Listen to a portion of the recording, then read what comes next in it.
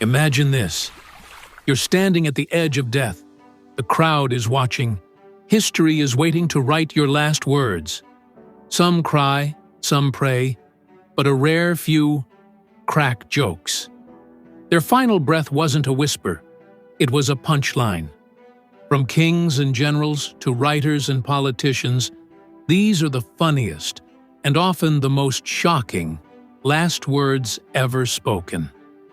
And trust me, once you hear them, you'll never forget them. Well, let's start with the spelling critic at the guillotine. You see, during the French Revolution, nobleman Marc de Favras was handed his death warrant.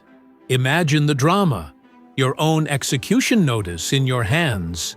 Most people would be terrified, but Favras, he calmly read it, looked up at the officials, and said, "I see you've made 3 spelling mistakes." The crowd laughed. History remembered him, and he proved that sometimes grammar really is a matter of life and death. Think that was funny?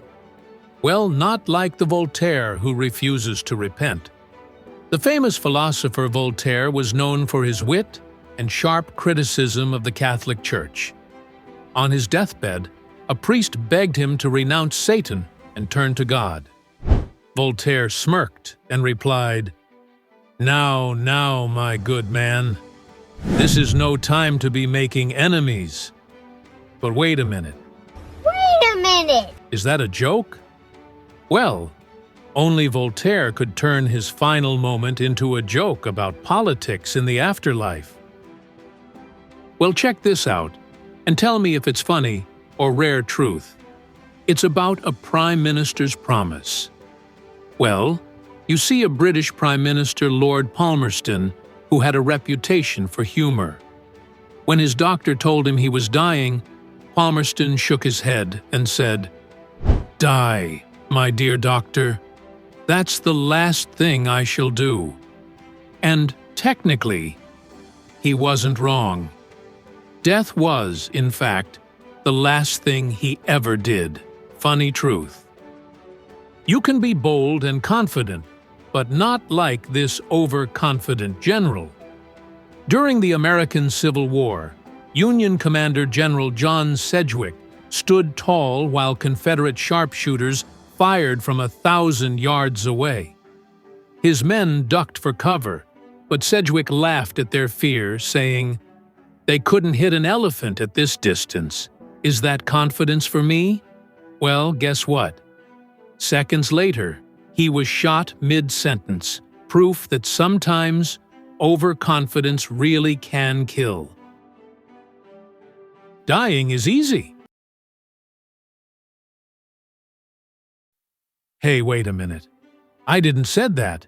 It's some actor's last word and last performance. A famous actor, Edmund Gwenn, who played Santa Claus in Miracle on 34th Street, was asked on his deathbed if dying was difficult. He gave a weary smile and replied, "Dying is easy. Comedy is hard." Even at the end, he delivered his lines perfectly. That hit hard, but not like the bandit who wouldn't beg. You see, there was an American outlaw with the name James W. Rogers. He was asked before his firing squad execution if he had any last requests. He thought for a moment and said, "Yes, a bulletproof vest." The soldiers laughed, but they still fired. Rogers lost his life, but won eternal fame for that one-liner. The gambler's final bet. Another one is the Wild West gambler Doc Holliday, famous for his gunfights and drinking, died quietly in bed, not in a duel. As he lay dying, he looked down at his bare feet and whispered, "This is funny." Why? Because he always thought he'd die with his boots on, not in bed like an ordinary man. You see, history is full of blood, battles, and tragedy, but sometimes it's also full of laughter. These final words prove that humor is the one weapon death can't always take away. So, if you had one last line to be remembered by, what would it be? Drop your answer in the comments below. I'll be reading them all. And if you enjoyed this dive into history's funniest farewells, don't forget to like the video and subscribe for more strange and fascinating stories. And share this with a friend who loves dark humor. Because at the end of the day, life is short, but a good joke, that lasts forever.